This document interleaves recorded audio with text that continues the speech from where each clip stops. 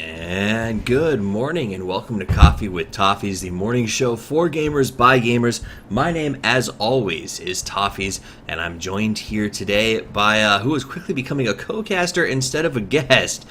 You guessed it, at GotCow Dota, Gorgon the Wonder Cow. How are you doing this morning? I'm doing all right. Well, I'm always just up anyway, working on Dota stuff. Like, right around this time of day is when I get into my work mode, so it makes sense that I come on to the show, right? It just makes sense. It does make sense, and I think we all enjoy it. So glad to have you here, guys. If this is your first time joining us for the show, thanks for joining us this evening or this morning. This morning.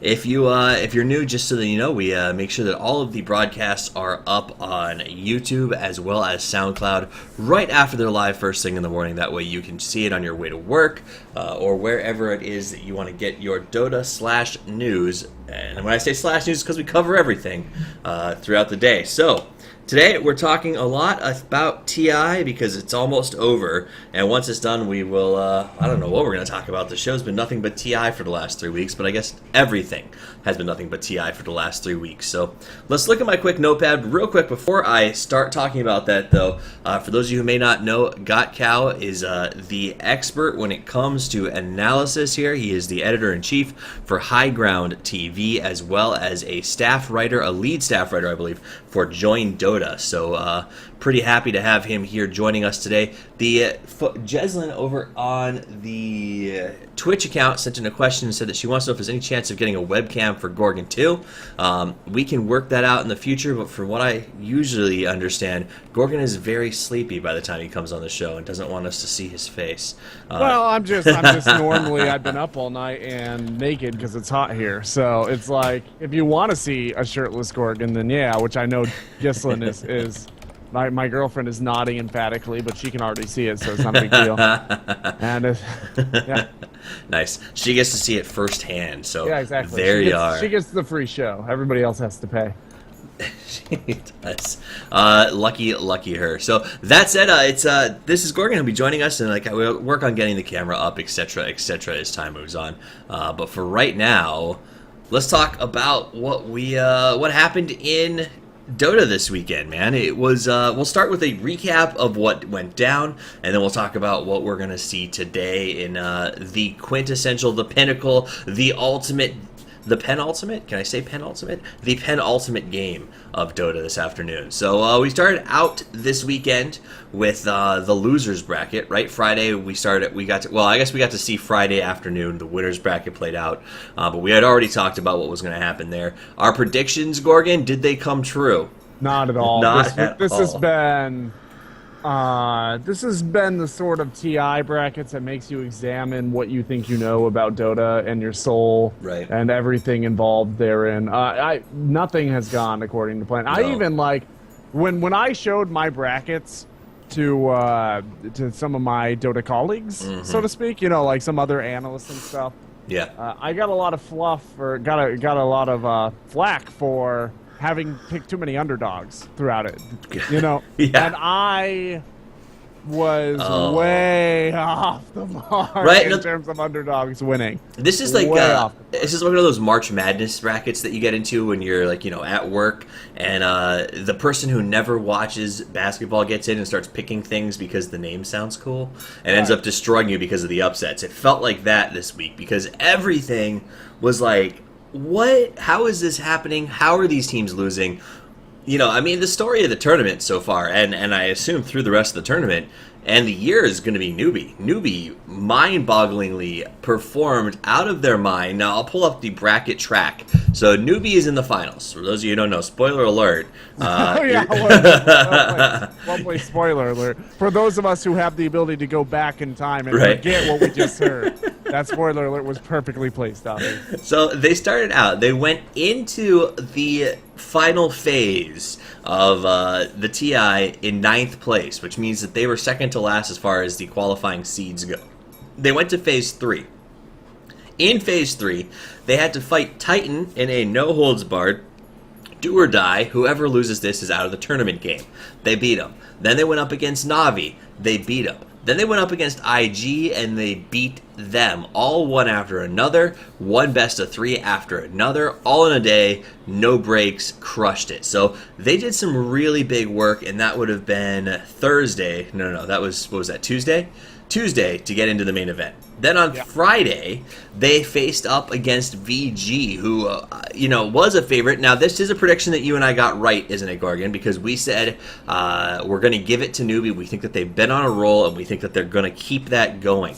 And they went up against VG and really performed very strongly against them. It was still a close game. It was actually 2 really, really good games, if I remember correctly, and they got the win. Then we went down to, then they went up against EG, and man, did you watch those games? This is where things started to fall apart for me, and because the VG Newbie, that was one of those matches that I was like, oh, Newbie's gonna take this, and I got a lot of people who were like, how could you? I know Newbies did very well in the group stage, but come on, this is serious Dota. VG's going to step it up, and they're a much more serious team. I mean, Newbie's brand new, and they haven't been performing all that well. All things considered, they've basically just been in China. Why would you possibly expect them to win? I put them on my bracket. They move forward, no problem. But then I did not see them, spoiler alert, pulling ahead of EG. No, I don't think anybody did. Really caught me off guard. It was, it was universe-shattering. No pun intended. It was tough, man. And they came in and they beat EG, and now it was a best of 3. They went to 3 games. The games were good. Now, and this was the best part of this tournament, was that the newbie EG games were solid. The second one in particular was really, really good. That said, though, Newbie made some mistakes. Mason found himself in a couple of bad positions, and it is what it is.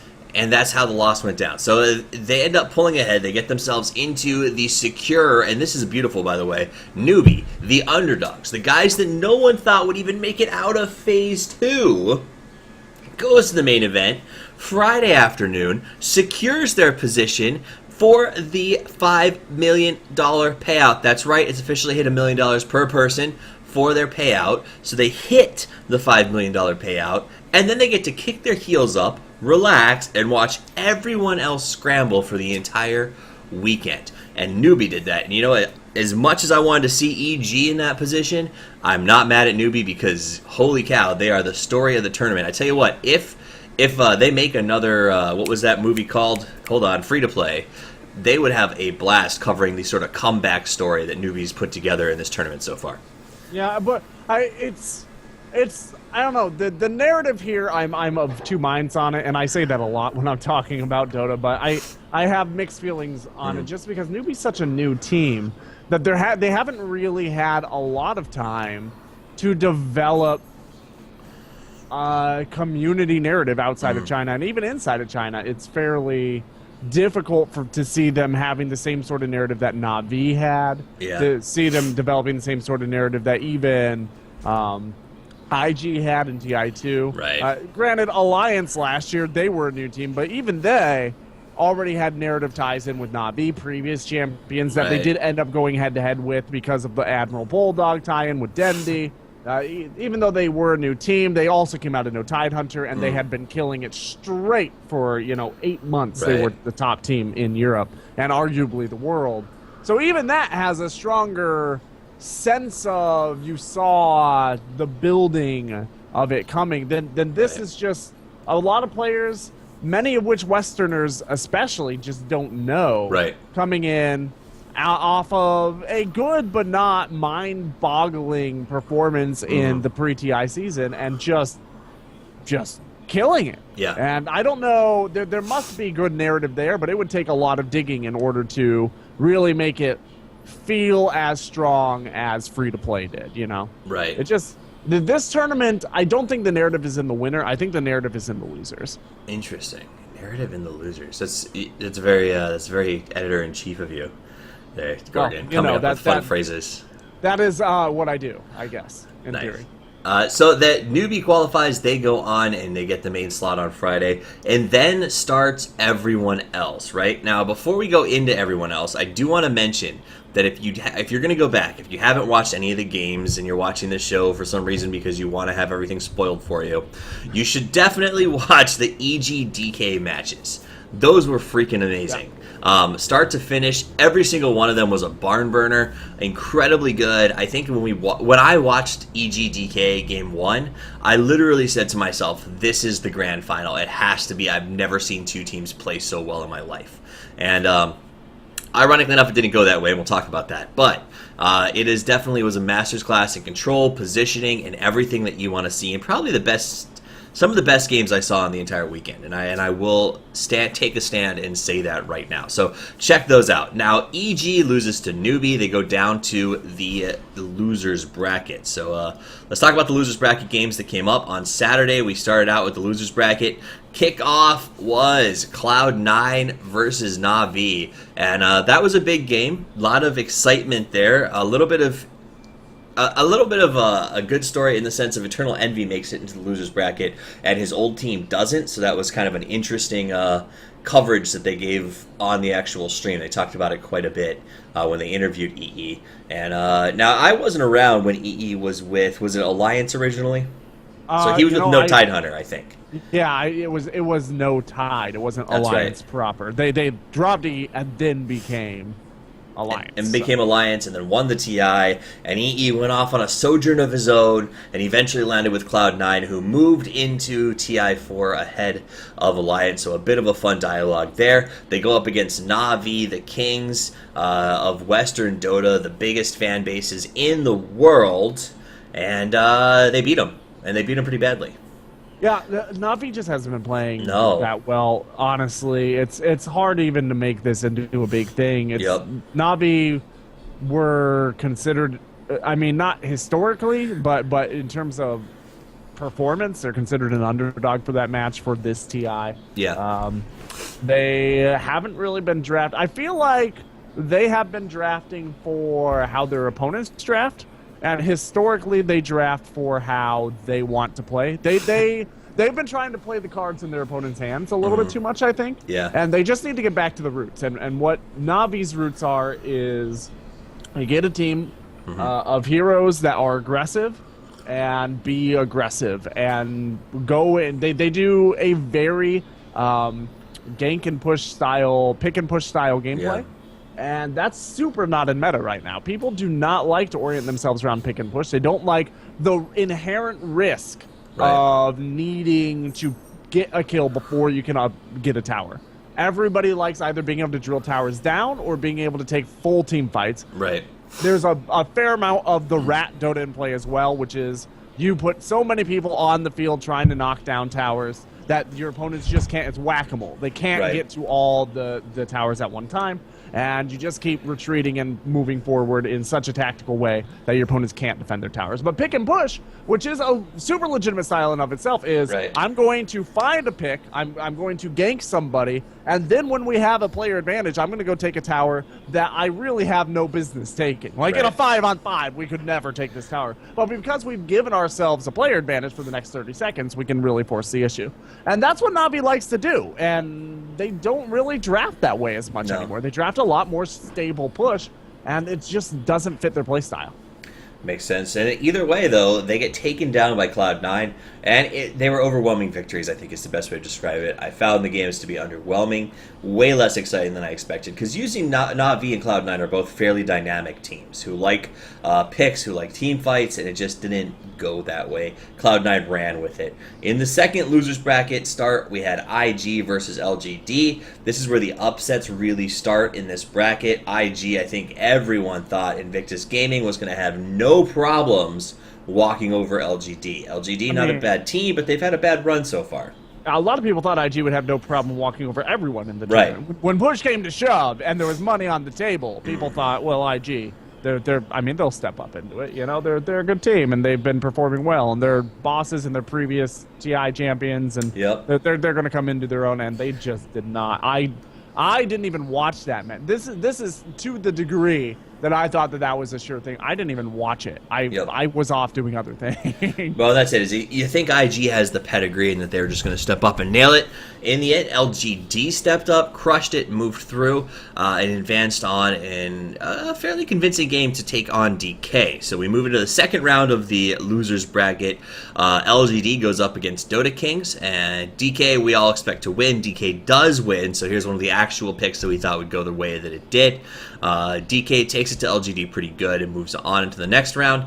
On the same bracket, we have Cloud9 goes up against VG, so VG Gaming, who was knocked out by Newbie unexpectedly in the winners bracket, now faces up against Cloud9. Eternal Envy and his posse did everything that they could, but it just did not work out, unfortunately. Did you have a chance to watch that game? Yeah, I caught bits of it. It was on while I was working, so to speak. You know, like I saw it. I didn't zone into it completely, but it was on. It went to 3 games. The drafting just seems stronger on the side of VG. And highlights of the match, however, were Sing Sing's Meepo. It was probably one of the best tournament games. I think. I want to say it was one of the better tournament Meepo games that I've seen. So definitely worth checking that one out. But at the end of the day, VG proved that it was just more fine-tuned and ready to go than the guys on the side of Cloud9. And I'm not surprised by that. So another pick that advanced to where we thought they would. And now VG faces DK in the losers bracket, and VGDK was actually one of the possible scenarios I had for grand final. So surprised to see them facing off in the. I'm sorry, not VGDK. Yeah, VGDK. Surprised to see them facing off before that moment. They do go off. I thought DK would win. I thought most of the analysts thought DK would win this one, and DK doesn't, unfortunately. DK goes down to VG, and it was a pretty good game by VG.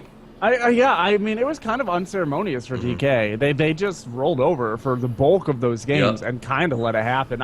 I will say, and I'm a little biased because he's, if not my favorite, one of my top 3 players in the world. Ice did his best to carry his team out of the off lane in a big way. Like, he was the playmaker for every one of those games, but there was a lot of getting caught out by his teammates. I mean, just all over the place. And there's a limited amount that you can do in that situation. The communication wasn't there, and they just went down. I honestly wouldn't even recommend that series. It surprisingly wasn't even really worth it. And I think it went 2-0, didn't it? Yeah, it was the first one was like a true steamroller. The second one, there was a little bit of fight back on the side of DK, but it didn't feel right, and VG just rolled right back over them. That series, I think I was cooking dinner when that series was on, and I kept checking in and being like, this doesn't make any sense. It doesn't make any sense to me what's happening right now. But no, DK gets dominated by VG, who just shows that they are on form, on point,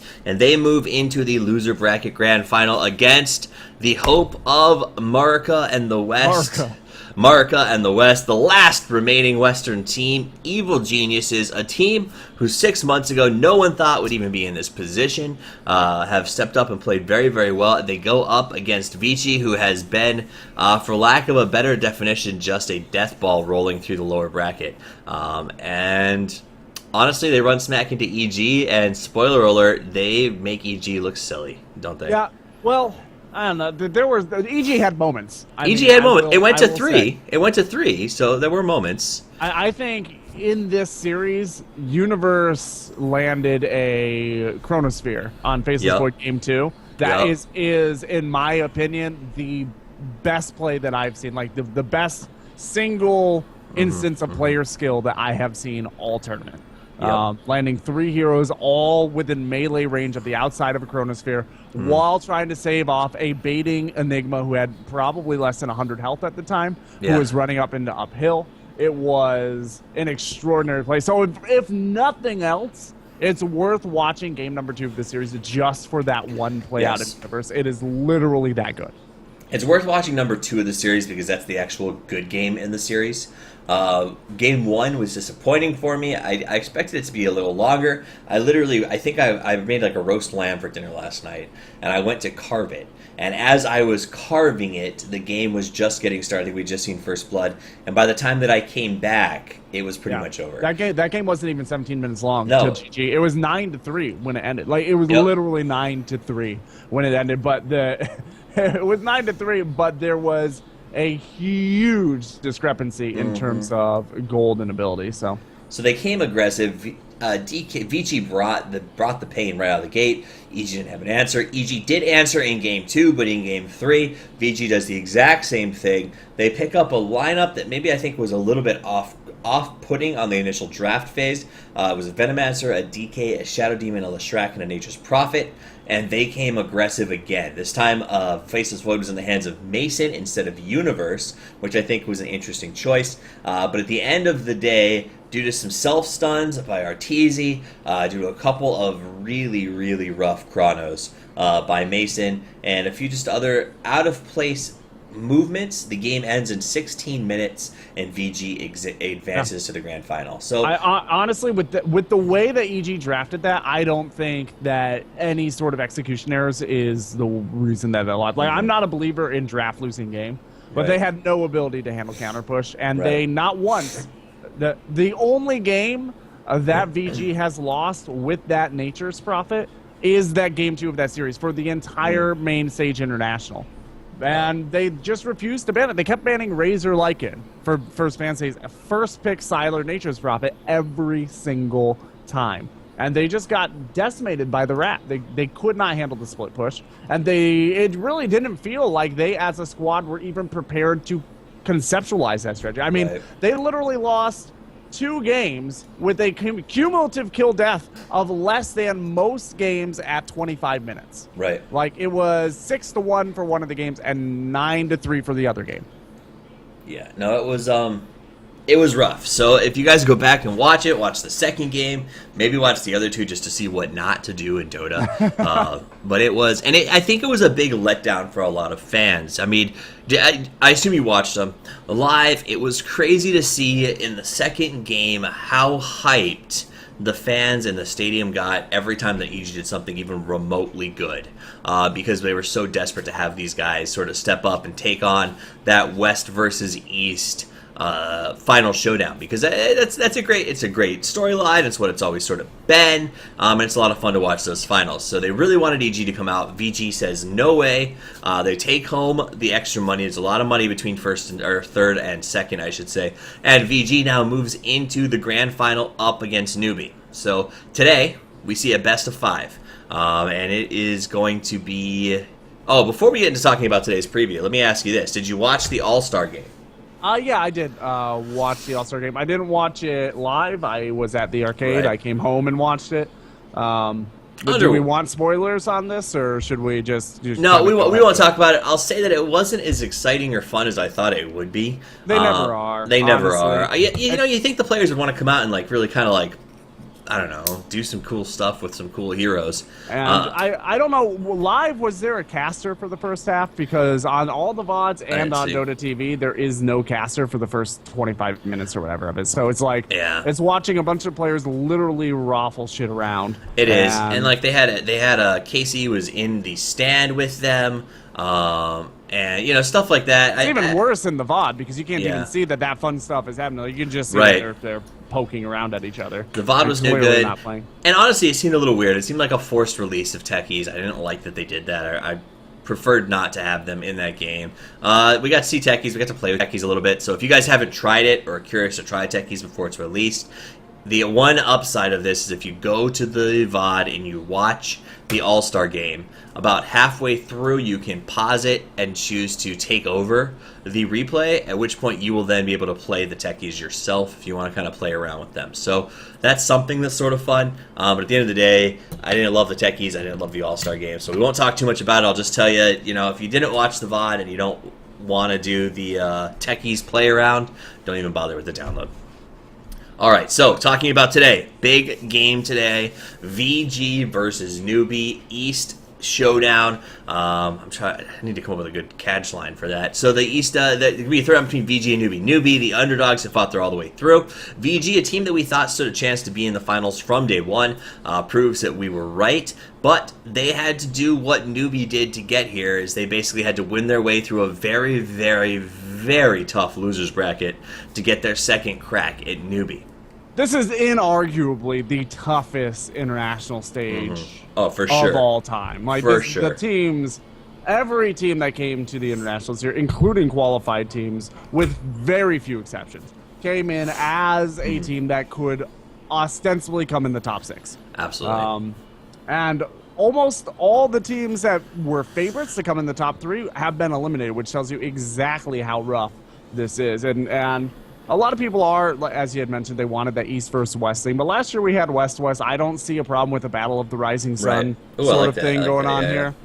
And, why don't we just kind of move on? I realize that especially American fans are really a little ornery about the fact that this was supposed to be America's year to finally get a TI. No, hey. It is America's year. Like, let's be honest. Where were we last year at this stage of the tournament versus where were we this year? So, like, you don't expect the first year you get a series. Like, if South America got a team into TI this year, you wouldn't expect them to run into first place, even if their team was amazing. Like, you just don't expect. So next year we're going to have EG presumably. We're going to have North American Rejects in full form. Liquid maybe after the TI shuffle is going to pick up another. Either some additional strategies, maybe a new coach, maybe they'll shuffle around a few players. And, of course, we've got a couple of really solid North American Tier 2 teams, pub teams, that could be qualified teams next year, such as Sneaky Nick's Assassins. So, absolutely. No, next year could be our year. I really think it should be. This year was our year. One does not simply walk into Rome. One must prepare. And I think that we've made a huge jump over the previous year. I mean, if you think about it in terms of the World Cup, we've been trying to get into the finals or the third place position of the World Cup for ever, and still haven't done it. So kudos to our Dota players for picking up the sport very quickly and stepping in and making it look good for the US. So I think prior to this tournament, NA Dota in a lot of places was a joke, but here we've proven that we've got what it takes and we've got some great teams. So excited about what's coming in the future. But to not beat around the bush anymore, we want to talk about the final. Well, I don't have a ton on VG because I'll be honest with you, VG won and then I went to bed. That said, though, Newbie, we've got some stuff out of them that we talked about a little bit last time. In terms of pick variation, they are the top, right? They have 45 different picks over 30 games at TI4. What is it? More than 53% of their heroes have been played only once or twice. And their average win rate with heroes they pick less than 3 times during the event is 43%. So that's... Wait, are we talking about Newbie right now? We're talking about Newbie.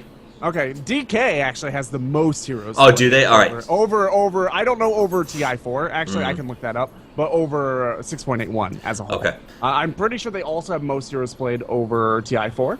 But they're, of course, eliminated at this stage. So Newbie does have a great variety, though. Yeah. It was, and by the way, these were sent to me by Ambrose Kingdom, a young stat man who did a little bit of research and asked if we'd use it on the show. So I went and double-checked it and looked pretty right on. So basically, at the end of the day, all you need to know about Newbie is they're pit fighters. They earned their way in the hard way. They like to do things a little differently. They like to try things out. They like to pick things that you haven't seen them run before. And I think, honestly, they're also a team that carries a lot of pocket strats from when I watch them play. I think that they're smart, they're prepared, and to be completely honest with you, they've had 3 days to prepare for this game. I think that they knew it was going to be DK, EG, or VG, and I would not be surprised if they have pick strats for every single one of them ready to go for a best of 5. Well, you know they've been watching every single game. They Absolutely. I mean, if they don't out the gate ban Nature's Prophet, I would be jaw on floor surprised. So that's one advantage that they're going to have over EG, especially, or DK, is that they are going to be willing, I assume, to ban that extremely important hero for the bulk of VG's overall strategies. That being said, I don't think that it's as big of an advantage to be sitting out the tournament as a lot of analysts think. Yep. I in fact think that might be a part of the reason why a lot of our Front runners favorited went down. heroes, Yep. the front runners, went down because they don't have anybody to scrim or pub with during this time because all the teams that they would do so are here.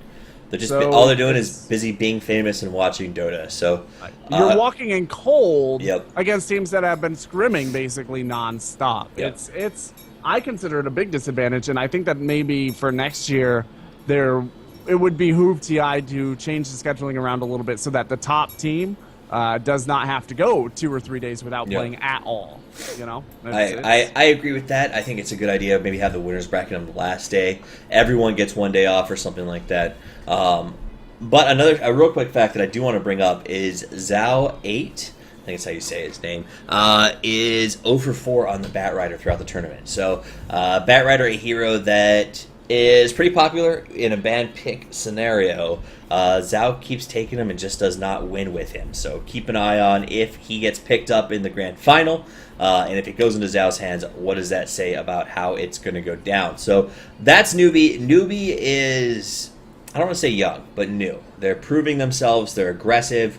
They are a lot of fun to watch. Now, that's an easy transition over to VG because VG has, in my opinion, this is just my opinion, turned over, changed up, completely flipped on its head the stereotypical Eastern style of meta, if that makes sense.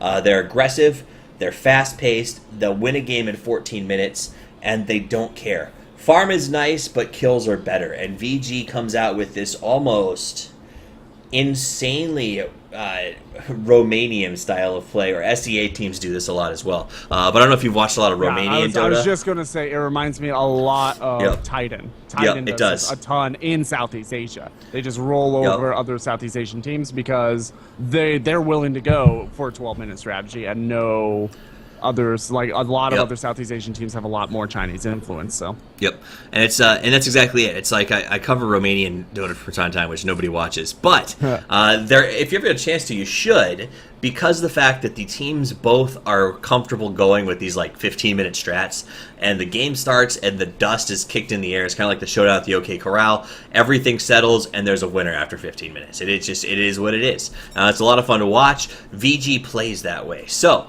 while I normally expect a best of 5, and I think that we go live at 12 o'clock for the grand final, I would assume we're not actually going to see the grand final until between 1 and 2 with all the pre-showy stuff. And then you'd expect, a best of 5 to go for a while. I don't know if this one's going to go that long. Both of these teams like Fast and Furious, and we could be looking at a best of 5 that has 20-minute games across the board. Well, here's the deal. Both these teams are diverse enough to be able to draft. I would not implicitly expect a bunch of really fast games. They're going to draft what they think gives them the biggest advantage. And they know that if their opponent is going to draft, especially if it becomes very apparent that their opponent is drafting something for a very early game, they're going to try to draft something, I assume, that is fairly elastic, that will stretch out their time a little bit, and try to buy themselves a more guaranteed late game after a little bit of hedging their bets off the early game. That's really the best way to go about in early. Either you can draft another super early team and just put everything into the first 5 minutes, or you can try to hedge your bets on something elastic. And speaking to that on VG, in the first 5 minutes on average, they have one of the lowest GPMs of the tournament for TI games. Average GPM for VG is only below, it's only above maybe 2 other teams. No, I mean, can we chalk that up? Can we chalk that up to the fact that their supports often leave their carries in lane to go off on gank rotations, so they're not earning in the same way? I think that it comes down to a lot of factors. That's one of them. They do a lot of roaming gank. It also the fact that they have a tendency to draft tower-dependent squads. So at 10 minutes, they have one of the highest. In fact, I think they have the second highest GPM. So between 5 minutes and 10 minutes on average, they jump from 5th or 6th lowest out of all 17 teams to 2nd highest. And that is largely out of the fact that they're getting kills and getting towers during that time on average, especially games that they do very well. So, I don't know, they're a team with a little bit of diversity, but they're also a team that seems to know how to play from behind. And that kind of, I think at least that stat demonstrates this through the early game. So So okay, let's Yeah. well let's just say this. I think it's gonna be a great game. I think it's gonna be a good best of 5. I think we'll see a minimum of. Do you know what the game advantage is going into this? Does newbie start with 1? I think it is 1 game advantage to newbie, Okay. but I'm not 100% positive, to be honest. I I would assume it usually is a best of 5 with 1 game advantage. So right now, if you were to go over to one of the betting sites, say for instance Dota 2 Lounge, and wanted to see what the scores were or what the picks were for the day, at the moment newbie is 57 to 43 over VG. It's actually been rising since we started the show. It was originally at 52, I think it was. So they have a slight advantage, but it's not much that you might want to bet unless you have a fan, unless you really believe in one of the teams. Personally, I think that VG has the pedigree to do it. I think that newbie is a great team, but they're cold after 2 days. My pick is VG, and I think it goes to 4 games. I don't want to be this guy, but I think the same thing. Of course, my track record for this TI has not been great. Right. So don't put too much stock in what I have to say at this Now- point. But I think VG comes out of the gate with a victory, most likely, obviously, depending on Radiant Dire Right. situation, especially if they end up on Dire. I think they come out game number 1 Yep. with victory. I think game number 2 is a little more in the air because it'll be less of a warm-up game for newbie. And there will be some reactive drafts. At that point in time, I would guess VG, but it's possible if newbie gets Dire and they get a good draft, I could totally see them taking that. And then I think VG start to sweep at that point, just like they have just about every team that they've come up against for the last couple days. Absolutely. So I think that should be pretty interesting. Keep an eye on that. And now, as far as picking teams that I want to win, who do you want, VG or newbie? And in a perfect world, as a fan, who do you want to see win? You know, honestly, I'm not a big fan of either one of these teams. Like, I don't hold either of these teams Right. in like a special place in my heart. I think as watching VG win gives me a better narrative to play with and to explain and to write about. So as a writer of esports stuff and as an editor of that stuff, I think VG winning gives me more to play with. Yep. So that seems to be like I have a little bit of bias toward that, but I don't know, newbie gives a decent enough narrative in and of itself. The only problem with it is they're like nobodies. For at least in the West, they're just a new team of people that came out of nowhere and just won. And there's only so much that you can do with that in terms of capturing the imagination of fans, and that's really what I'm looking to do. Now, it's hard because both teams came through losers bracket, so there's an underdog story on both sides. I think I like the idea of newbie winning because of the fact that it shows anyone can make a team. Anyone who's five great players can come together, find the sponsors, make it to TI in a year, and win the whole thing. So it's sort of a triumphant upstart story of a team who is new and had to fight their way through some really tough challenges to get themselves into this game. So we'll pick against. I'm going to pick newbie as a favorite, though I think that VG is probably going to go ahead and take it home. They have the pedigree, they have the ability to handle the stress, and that's going to be a big deal going into a best of 5 in front of over 10,000 people screaming and cheering at the Key Arena. I think it's going to have a lot to play into it. So we'll see how it goes, but there's the... What were you going to say? I don't know how much you can read into this in terms of like, oh, anybody can put together a team. I mean, these are seasoned vets. They're just a new team that kind of came out of nowhere. I mean, they have at least one player who played on the original eHome team, which was the favorite for TI1.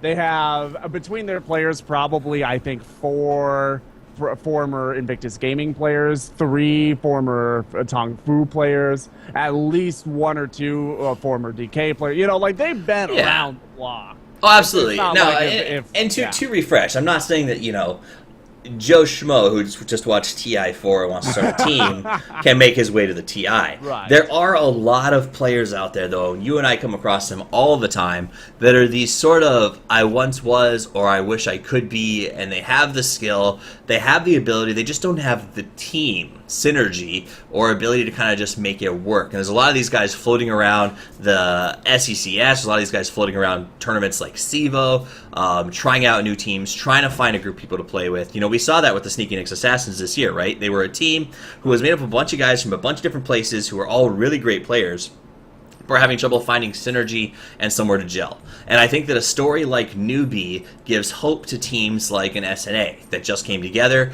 are trying to get this thing going. Or a North American Rejects would be another. Yes, guys who don't. example. Exactly. Guys who don't have sponsors, who want to go all the way and have really come in and shown, hey, you can do this and you can win if you find the right group of players and you have the right team synergy. So that's why I like them. That's why I like how deep they've gone. The same way that North American Rejects, like you said, yes, is another good look what you could do story. Unfortunately, they got knocked out pretty early on. So They did very well, and actually North Yeah. American Rejects. Because I was working on these stats when we started this show, so I happen to have them up. They are consistently at almost every stage in the game the highest. Not at every stage of the game, but throughout a lot of stages of the game, the highest average gold per minute through the international. Like they did very well in terms of their farm. They just didn't execute quite as well necessarily against their opponents in terms of reacting.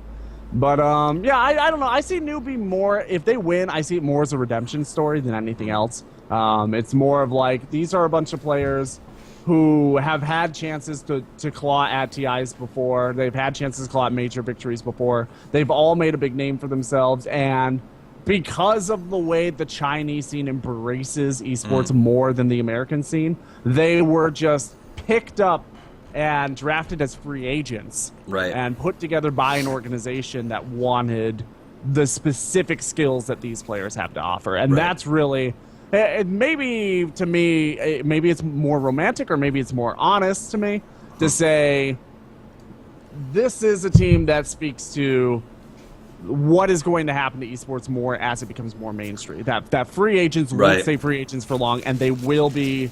Even if you're a free agent, you can still be drafted into a winning team very quickly. Which I guess is encouraging in its own small way. Right. But also it takes away from that sort of thing that we come to love as we grew up in esports, right? Is the idea that you make your own deal. So and as Americans, we love the mythos of pull yourself up by your bootstraps and become a zero to hero Rocky style victory, except Rocky didn't win, but spoiler alert, you get the idea.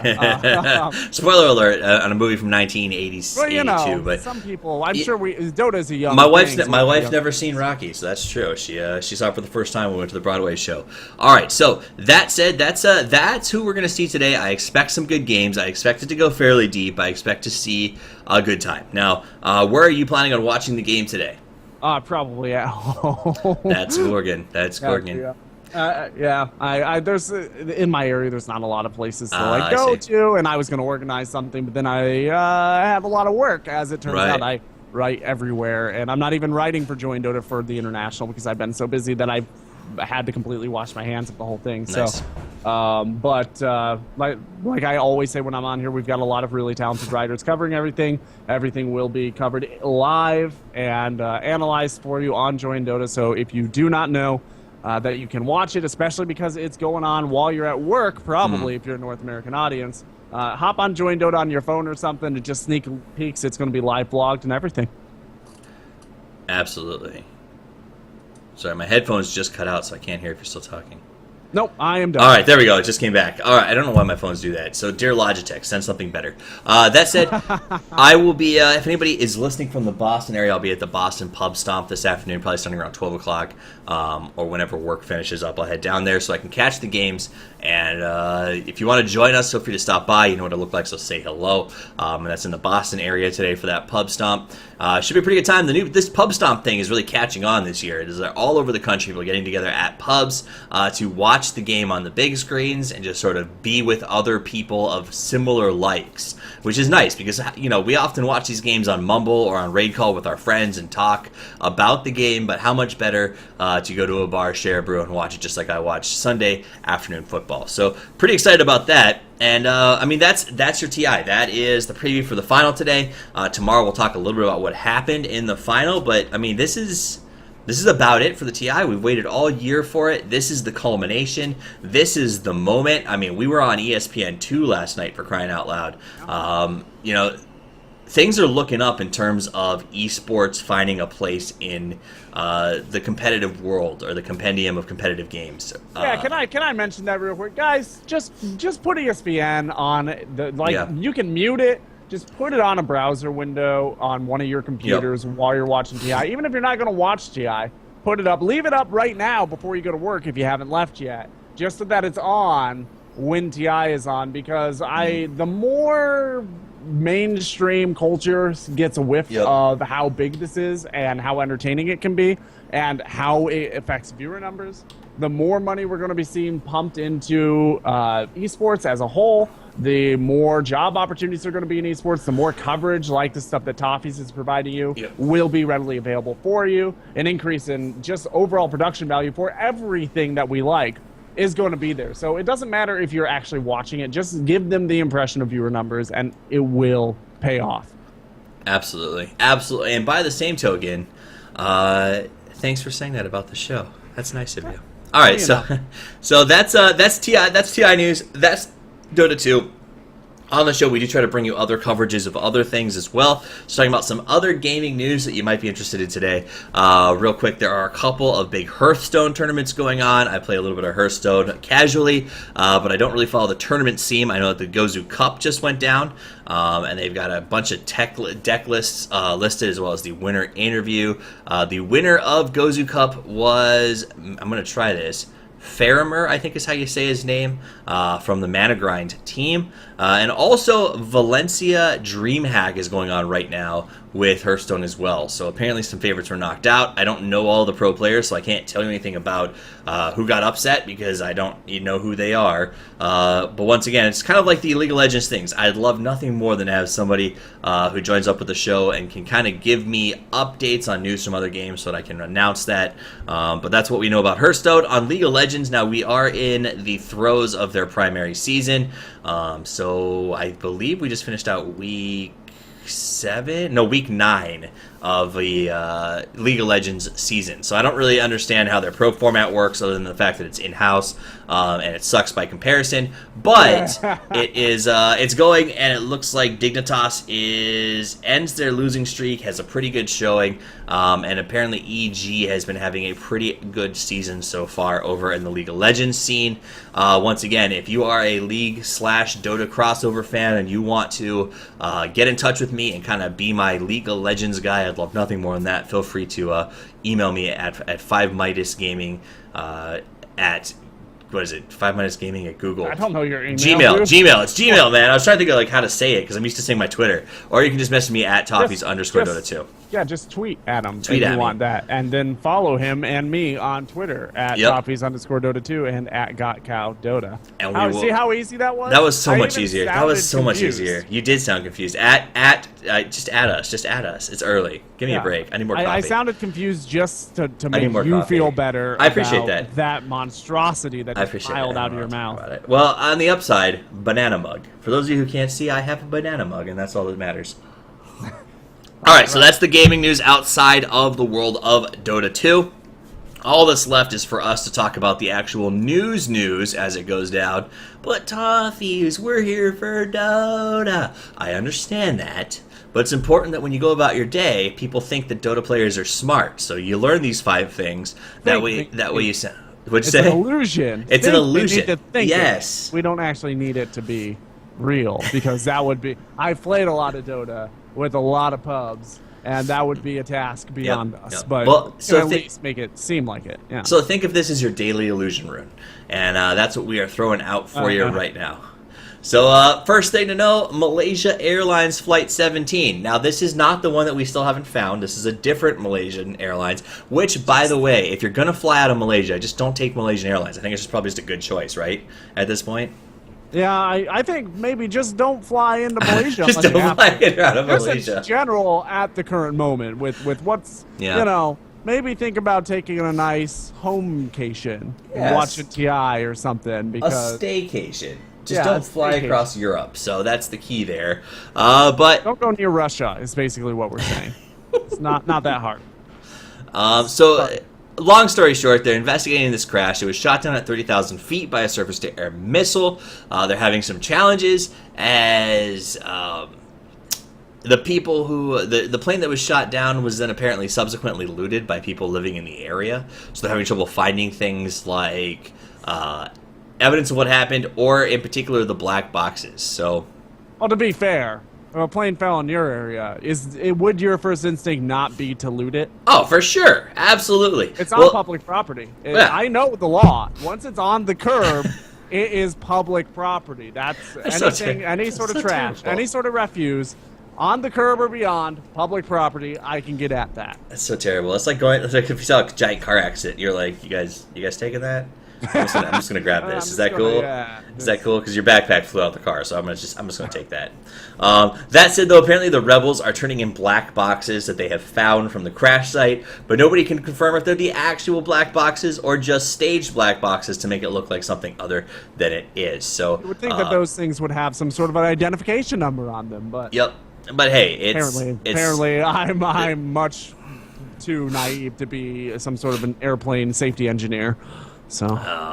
Oh well, so that's underway. Keep an eye on that. That's nobody still knows what's happening there, though. It's a pretty big game changer for Vladimir Putin because right now all signs point to Ukrainian separatists, potentially with Russian weapons, and that right now. And I'll just this is a little sidebar here. For those of you who may not know or understand international politics, Vladimir Putin is on actually a pretty good snowball politically. He's doing a great job of like keeping attention on him, accomplishing what he wants to out of Russia. Is it what we agree with? No. Is he doing what he's trying to accomplish? Absolutely. Doing this, however, if it comes to light that it was a Russian weapon used by separatists, pretty much puts a screeching brake on everything that he's been trying to accomplish for the last year. Russia's re-rise to power, annexation of Crimea. There's a whole lot of stuff that he'll lose out on. So this is a pretty big deal to keep an eye on in terms of international politics. But I won't say any more on that because nobody really cares about Putin other than the fact that he rides a horse without a shirt, carrying a machine gun. If you haven't seen those pictures, you probably should. He's trained in judo, and I firmly stand by the fact that all international political discourse should be dominated by naked judo matches with Vladimir Putin. I think all of our problems could be solved if leaders just had to naked judo match Vladimir Putin, and whoever did better wins the argument. Like the whole everything, Gaza Strip, everything. Just get Putin in there, lube him up, make some judo happen. I think that it's like the Olympics every day. Yeah. For those of you who I'll see if I can't pull it up here. For those of you who don't know what we're pull up a picture of naked Vladimir Putin. No. So judo because judo requires clothing. So I pulled it up on Google Images so you guys can see the picture. And for those of you who can't see it, and watching on SoundCloud, Vladimir Putin at one point did a series of what he called a public relations photo shoots, and it was him in his element. So it was pictures of him like hunting with a sniper rifle with his shirt off, fishing without a shirt on. My favorite is the riding a horse without a shirt on, and it was just like, and these were publicly released photos that he released to like make Russians believe that he was a man's man. So that's what Russians care about. Have you seen videos on Russian YouTube? They are all people climbing buildings and then jumping around for no reason. That is true, actually. That is true. That is what Russians respect. You gotta get the man knows his people. Former KGB, he's done a lot of inside research. Indeed, he has. I'm sure he actually probably has. So, second game changer, second thing going on is the Gaza Strip right now. The battle continues between Israel and Hamas. 87 Palestinians and 13 soldiers have already been killed.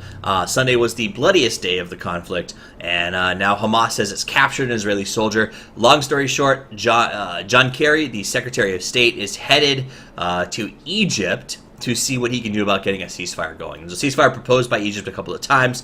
It did not take.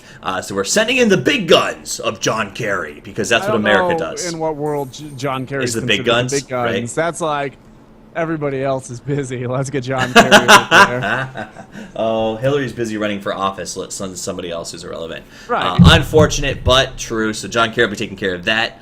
I mean, God bless the man. He's trying. Oh, yeah, no. He's no Bill Clinton. He is no Bill Clinton went over there. It would be a ceasefire tomorrow. 2 days from now, it would be a giant Gaza orgy, and 3 days from now, they'd invent a new type of pizza to commemorate the event. And that's the Bill Clinton way. So on that note, we'll go to the third thing, which Bill Clinton is actually over there helping out as well. See, I'm telling you, tomorrow's ceasefire.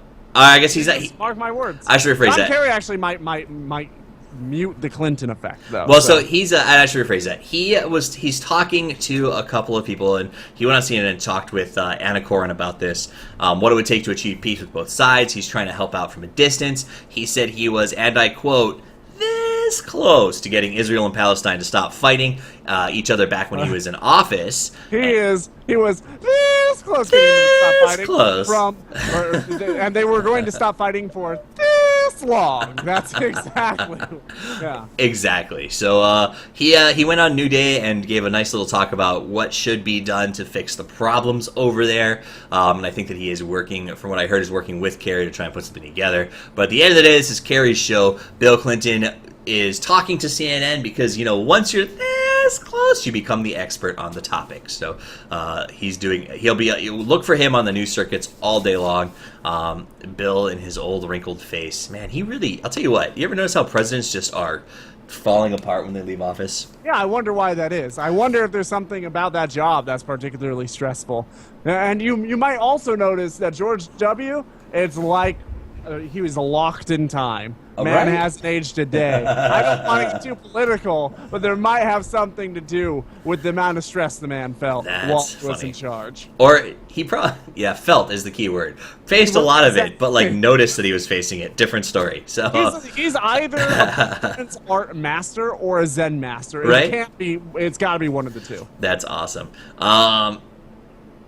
Okay, so Syria bust. Basically, a 20-year-old California man is headed to court Monday after authorities say he wanted to go to Syria to join ISIS, the radical Islamist group. There's actually been a couple of arrests here in the U.S. of American residents who get so excited about ISIS in Syria that they're packing their bags and trying to head over there to join them. So that's interesting. For those of you who don't know what ISIS is what used to be a branch of Al-Qaeda that was so crazy that Al-Qaeda disowned them, and they responded by taking over the country of Iraq. So you're not talking about the fictional intelligence agency Archer. I'm not. I'm totally on a completely different page then. So no, we're talking about the terrorist organization that's currently in control of large portions of the country of Iraq, and it is what it is. Like, keep an eye on it. It's something that is crazy, but because of the Israel-Hamas thing, it's actually been the best possible scenario for ISIS because the world has stopped looking at them for the time being, and apparently they're pouring a lot of that money that they stole from the banks into public service works. So I feel like I had in my writer for this that there would be a lot more talk about fictional intelligence agencies and a lot less talk about things that I actually have to know. So we might have to have along those lines, we can talk about 24 ended last week, and I don't know if you watched the show. I said fictional. Yeah, that's clearly based on reality. Yeah. Oh yeah, for 24 sure, hours totally. Without pooping is very impressive, but it can be done. I tried to give you what you want, but you don't want it. You don't want it. Hashtag let the poop go. So here's an interesting one, though, to wrap us out, is a troubling video. So Eric Garner had both hands in the air as New York police officers were trying to arrest him, yet one NYPD cop grabbed him in a prohibited chokehold. Ready for this? Soon afterward, Garner was dead. His friends and family say it was because his windpipe was injured during the unnecessary chokehold, and it is the fault of, big surprise here, the NYPD. Well, how is he supposed to know? It's prohibited, not explicitly deadly. I mean, the rules are made to be broken, Toffees. It's not his fault. It's not his fault that he's one of those hard cops. If he were on the cop show, he'd be the guy that needs a new partner, but he's too grizzled, and he's just trying to live the dream. He's trying to live the American dream by killing youths in prohibited chokeholds. So, if we can't let one man have that, then what has this country really come to? Exactly. Why ruin the dream? All right, so that said, the final update for the day is we're sticking with the Zach Brown potato salad update. And where is he now is the question. Mr. Zach Brown, his drum roll, please, at $61,200 with 12 days to go. So that is going to be the most delicious bowl of potato salad ever made. And that's it, guys. That is our show for today. Do you have any parting thoughts, comments, or plugs for us? Yeah, follow me at GotCowDota, which I'm sure most of our audience already has. And stop by Join Dota, which once again I'm sure most of our audience already has. And maybe stop by High Ground TV. We're going to be doing a lot more stuff after the international, kind of get our coverage revving, and we've got some big tournaments coming up on the way as well that we're going to be doing some coverage for. So been doing a lot more stats work, trying to get you guys some interesting information, and all that is going to be spread out across High Ground TV and a little bit on Join Dota, but you'll get updates on that from my Twitter, specifically at GotCowDota. So it all comes back to the tweets. Back to the tweet. So a big thank you to Gorgon the Wonder Cow, the chief editor-in-chief of High Ground TV, as well as staff writer for Join Dota, and caster for Sevo and some other companies as well, for joining us here today on the morning show. As always, I appreciate you being here. If you like what we've got, follow me at Toffees_Dota2 for updates on the show. You can catch us on YouTube. I'll post it on the Twitter as soon as it's ready. You can also find us on SoundCloud at soundcloud.com/Toffees_Dota2. And that is a great way to listen to the show as you head to work or at the gym, as I think some of our fans do. So it was great having you guys here today. As always, glad to be bringing you the news. And enjoy TI while it lasts. It's your last day to enjoy it, so don't let it go by, because it's another year until we get to have this hype again. That said, guys, I'm going to play you some Modest Yahoo as we head out to start your day, and I hope it's a good one. And as always, Toffees out.